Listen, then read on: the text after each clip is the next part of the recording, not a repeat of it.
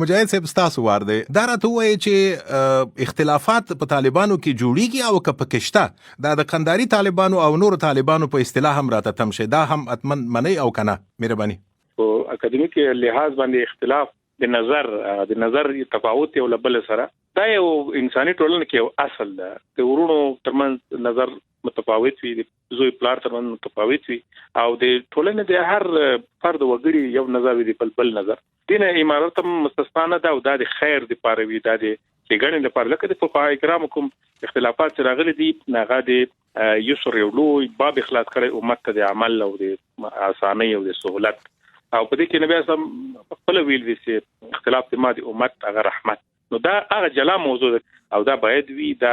عیبم نه ده او دا ستونزم نه پیخي او دا د مسلمانانو ترمن تعامل چې کڅوک یو نیمګړتیا ویني هغه د وروري په فضا کې غته وسته او مکه دا وکړه دا یعنی نصح او نصيحت او توي هم دا او یو هغه څه چې دا بحث پکې صورت پرسنوي کې یا پکا ورته ویل کېږي او یو موضوع چې جوړه شوی هغه د خلاف معنا ده. ګنې یو مشهد یو خبره وکړه د دې معنا دا چې هغه د ابل سره جنگي نو وسله براخلي اختلاف بکی جبهه به جوړي وینه به خدای نه خاصت وي او امارت بنړي یا به امارت ستونزې جوړي. دا هرگز نه دي. د دې اطمینان وکم ملت او دنیا ته دا وایم چې په دې مورد قوم دی ډېر مصارف کړی دي د اختلاف اچولو د پروپاګاندا کولو نتیجه نه دا ورکړي لدی سم نه ورکړي ان شاء الله. ځکه د اسلامي امارت مشران هر څه الله جل جلاله په دین باندې عرض کوي کله د دین یو شي کې اجازه ودی باندې کوشش کوي کنه و په غږی باندې دري